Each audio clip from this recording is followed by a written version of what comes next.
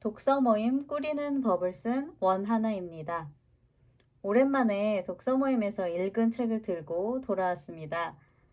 이번 방송에서는 소설처럼이라는 독서 에세이를 소개하려고 합니다. 그 전에 괜찮은 방송 하나 소개할게요. 요즘 장안의 화제인 EBS 당신의 문해력이라는 프로그램입니다. 문해력은 글을 읽고 의미를 파악하고 이해하는 능력인데요. 나아가 이를 통해 문제 상황을 해결하는 능력까지 포함합니다. 당신의 문해력은 문해력의 중요성을 다양한 실험과 사례를 통해 재미있게 소개하고 있더라고요. 사실 길거나 조금 어려운 글을 진득하게 읽기가 어려운 시대입니다. 저 역시 그러고 있어 요즘 반성 중인데요. 당신의 문해력을 시청하시면서 나는 잘 읽고 있는가를 진지하게 생각해 보시면 어떨까요? 책 좋아하는 우리에게는 잘 읽고 있는지도 중요한 요소니까요. 그럼 본격적으로 소설처럼을 소개하겠습니다. 이 책은 프랑스 작가인 다니엘 페나크가 쓴 독서 에세이입니다. 교사인 저자가 학교에서 만난 아이들의 독서 실태를 소개하는 부분이 인상적인 책인데요. 무엇보다 다니엘 페나크만의 독서에 대한 의견, 책 취향, 독서 방식 등이 재미있게 소개돼 제가 좋아하는 책입니다. 독서 모임에서 한 번 정도는 꼭 다루시라고 추천하는 책이기도 하고요. 독서 모임에서 이 책을 함께 읽으면 회원들이 독서에 대한 온갖 이야기를 마음껏 할 수 있거든요. 제가 가지고 있는 책은 예전에 나온 책이고요. 살짝 저자 얼굴을 보여드리자면 이렇게 생긴 저자입니다. 2018년에 예쁘게 나온 새로운 표지 책이 출간이 되었습니다.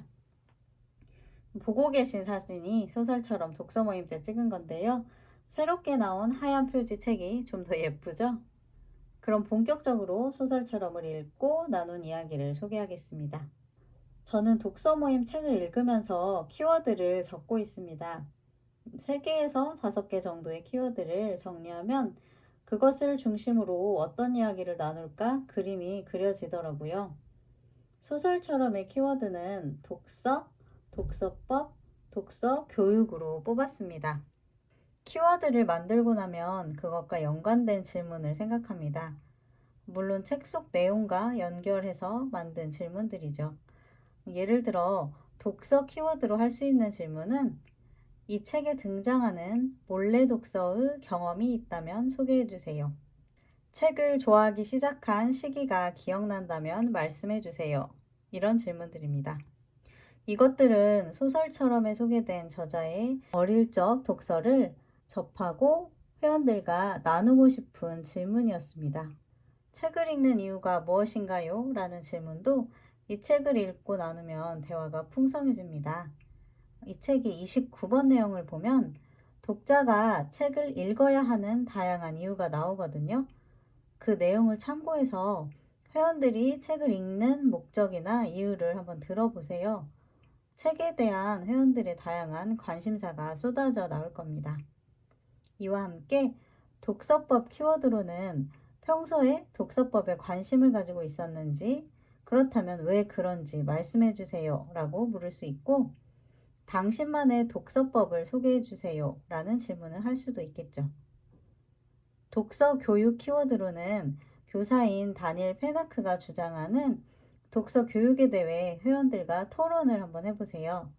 저자가 주장하는 독서 교육의 방식에 동의하는지, 동의하지 않는지 의견을 말해주세요 라고 질문하고 그 이유도 구체적으로 물어보시면은 독서 교육에 대해서 저마다 다양한 의견을 자연스레 말씀하면서 토론의 장을 열 겁니다.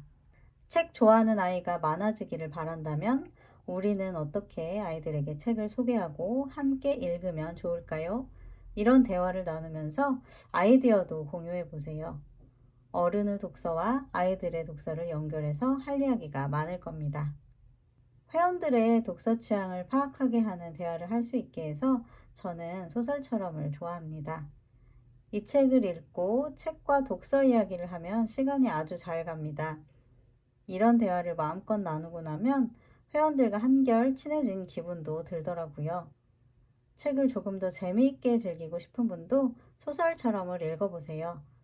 때로는 무거운 독서의 압박이 전보다 조금 가벼워지는 것을 느끼실 겁니다. 지금까지 독서 모임에서 읽은 책 소설처럼을 소개했습니다. 영상을 보신 후 좋아요, 구독 잊지 말아주세요. 그럼 다음 시간에 또 만나요. 감사합니다.